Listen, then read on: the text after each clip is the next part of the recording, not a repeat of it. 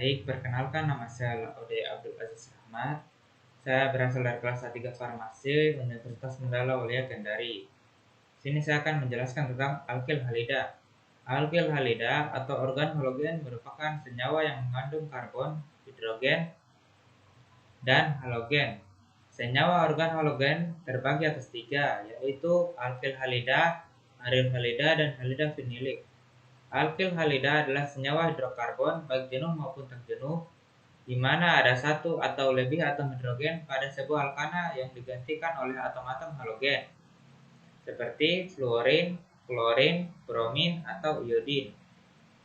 Kemudian yang kedua ada aryl halida, merupakan senyawa di mana sebuah halogen terikat pada karbon dari cincin aromatik. Sementara yang ketiga atau yang terakhir, halida finilik, merupakan senyawa di mana sebuah halogen terikat pada karbon yang berikatan rangkap. Nah, yang sekarang ada bagian kedua dari alkali halida, yaitu sifat fisika kimia alkali halida. Adapun sifat-sifat senyawa alkali halida sendiri yaitu mencakup sifat fisik dan sifat kimianya. Yang pertama ada sifat fisiknya. Sifat fisik dari alkali halida antara lain memiliki titik didih yang lebih tinggi daripada titik didih alkana dengan jumlah unsur C yang sama. 2. Tidak larut dalam air tetapi larut dalam pelarut organik tertentu. 3. Senyawa seperti bromo, iodo, dan polikloro lebih berat daripada air. Yang kedua ada sifat kimianya. Sifat kimia dari alkali halida antara lain memiliki sifat nonpolar, dan yang kedua adalah dapat direaksikan dengan reagen Grignard. Sekarang ada rumus umum dan struktur dari alkil halida. Alkil halida sendiri memiliki rumus umum yaitu Rx, di mana R dapat berupa gugus alfatik dan gugus aromatik, sementara X merupakan halida atau unsur-unsur halogen yaitu seperti X, Cl, Br, dan I. Sebagai contohnya dapat dilihat dari struktur di bawah ini.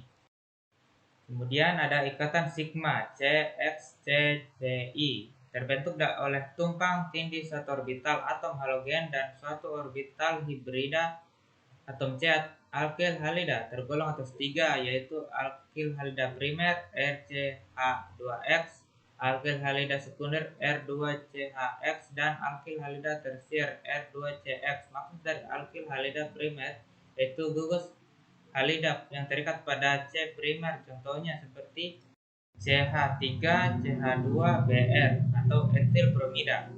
Kemudian alkil halida sekunder yaitu gugus halidanya yang terikat pada atom C sekunder, serta alkil halida tersier yaitu gugus halidanya terikat pada atom C tersier. Untuk contohnya dapat dilihat dari dua contoh di bawah ini. Kemudian untuk tata nama alkil halida. Untuk penamaan pada alkil halida terbagi atas dua cara penamaan, yaitu penamaan menurut Yupak dan penamaan secara trivial. Untuk penamaan menurut Yupak, suatu halida diberi nama dengan suatu awalan halo diikuti dengan alkana. Sementara penamaan secara trivial yaitu gugus alkil disebut terlebih dahulu kemudian diikuti nama halidanya. Contohnya seperti pada di bawah ini. Sekarang kita masuk pada reaksi alkali halida. Reaksi alkali halida terbagi atas mekanisme reaksi SN1 dan mekanisme reaksi SN2. Pertama adalah mekanisme reaksi SN1. Substitusi molekuler meliputi proses ionisasi awal substrat yang mengandung gugus pergi dan membentuk karbon kation, yang kemudian diikuti oleh reaksi dengan nukleofil. Reaksi ini dinamakan dengan reaksi SN1. Mekanisme reaksi SN1 ialah suatu proses substitusi di mana prosesnya meliputi dua tahap. Pada tahap pertama, ikatan pada substrat yaitu ikatan antar karbon dan halogen putus sehingga terbentuklah karbon kation dan gugus pergi. Pada proses tahap pertama ini berlangsung secara lambat. Kemudian pada tahap kedua, karbon kation akan bergabung dengan nukleofilik dan menghasilkan produk, sehingga pada tahap kedua ini mekanisme SN1 berlangsung secara cepat. Jika karbon pembawa gugus pergi bersifat chiral, reaksinya akan menyebabkan hilangnya aktivitas optik karena terjadinya racemic. Spesies antaranya yaitu ion karbonium. Hanya ada 3 gugus yang terikat pada karbon positif. Karena itu, karbon positif mempunyai hibridisasi sp2 dan berbentuk planar, sehingga air mempunyai peluang menyerang dari dua sisi, depan dan belakang. Kesempatan ini masing-masing mempunyai peluang sebesar 50%, sehingga hasilnya adalah racemic. Misalnya reaksi S3-bromo 3-metil heksan dengan air akan menghasilkan alkohol racemic. Pada umumnya, proses SN1 terjadi dengan air sebagai pelarutnya atau kopelarut, mengandung substrat dan gugus pergi. Reaksi SN1 terjadi pada pelarut yang bukan air yang menyebabkan ketidakefisienan dalam memisahkan ion-ion, sehingga menyebabkan proses ionisasi berjalan sangat lambat. Diketahui bahwa reaksi SN1 terjadi hanya dalam satu media berair. Angka 1 pada mekanisme SN1 menunjukkan bahwa mekanisme ini unimolekuler, sebab tahap penentu lajunya hanya melibatkan substrat dan tidak melibatkan nukleofil. Pada tahap pertama, mekanisme ini terdapat hanya ada kendala dalam laju reaksi, yaitu laju pembentukan karbon kation, sedangkan reaksi dan nukleofilik pada tahap kedua berlangsung sangat cepat. Reaksi berlangsungnya cepat bila gugus pada substrat merupakan alkil tersier dan paling lambat bila gugus alkilnya primer. Hal ini terjadi karena reaksi SN1 berlangsung melalui karbon kation, sehingga urutan reaktivitasnya sama dengan urutan kestabilannya. Karbon kationnya sebesar 2 lebih kecil daripada 3 derajat dan 2 derajat lebih besar daripada 1 derajat, yang artinya semakin mudah pembentukan karbon kation, maka akan semakin cepat reaksi berlangsungnya. Pada tahap pertama dalam mekanisme reaksi SN1 adalah tahap pembentukan ion, sehingga mekanisme ini dapat berlangsung lebih baik dalam pelarut polar. Jadi halida sekunder yang dapat bereaksi melalui kedua mekanisme tersebut. Mekanismenya dapat diubah dengan menyesuaikan kepolaran pelarutnya. Misalnya, mekanisme reaksi halida sekunder dengan air akan membentuk alkohol yang dapat diubah dari SN2 menjadi SN1 dengan mengubah pelarutnya dari 95% aseton minus 5% air relatif tidak polar menjadi 50% aseton 50% air lebih polar dan pelarut dengan ion yang lebih baik. Kemudian mekanisme reaksi SN2 mensubstitusi molekul melibatkan tumbukan nukleofil dengan karbon substrat yang mengandung gugus pergi. Reaksi substitusi ini disebut sebagai reaksi SN2. Persamaan reaksi umum substitusi SN2 dapat dilihat dalam reaksi sebagai berikut. Kemudian mekanisme reaksi SN2 ialah proses mekanisme yang dilakukan dalam satu tahap di mana ketika ikatan pada gugus pergi mulai putus bersamaan dengan terbentuknya ikatan nukleofilik. Pada mekanisme reaksi SN2, reaksi akan lebih cepat bila gugus alkil pada substrat berupa primer dan paling lambat bila berupa tersier. Sedangkan pada alkil halida sekunder bereaksi dengan laju pertengahan sehingga urutan reaktivitas untuk reaksi SN2 adalah 2 derajat lebih kecil daripada 1 dan 2 derajat lebih besar daripada 3 derajat. Mekanisme SN2 seperti yang telah dijelaskan, yaitu proses yang berlangsung dalam satu tahap yang mudah bereaksi dengan halida primer. Contohnya reaksi 1 kloropropana dengan air untuk membentuk 1 propanol menggunakan reaksi mekanisme SN2. Bila menggunakan aseton sebagai pelarut, maka laju reaksi akan lambat, namun menambahkan ion hidroksida untuk mencampurkannya maka akan meningkatkan reaksi laju hal ini merupakan ciri khas mekanisme reaksi SN2.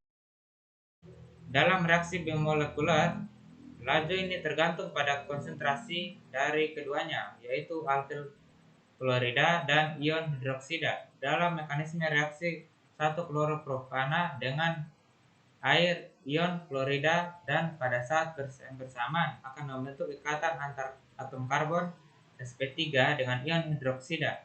Pada saat itu atom karbon sp3 sepenuhnya terikat dengan 3 substituen dan juga terikat pada nukleofil dan gugus pergi. Mekanisme ini secara langsung akan menunjukkan hanya terdapat pada satu keadaan transisi tanpa proses intermediate antar reaktan dan produk. Untuk lebih memahami contoh dari mekanisme SN1, reaksinya yaitu kloropropana dapat dicobakan dengan mereaksikan dengan air, di mana jelas mekanisme yang terjadi akan menunjukkan hanya satu keadaan transisi yang akan menunjukkan bahwa reaksi tergantung pada kehadiran kedua substrat dan nukleofil. Reaksi SN2 terjadi ketika adanya serangan nukleofil pada substrat primer dan sebagian pada substrat sekunder. Reaksi substrat sekunder tergantung pada nukleofil dan gugus pergi. Substrat tersier sulit untuk mengalami reaksi dengan mekanisme SN2.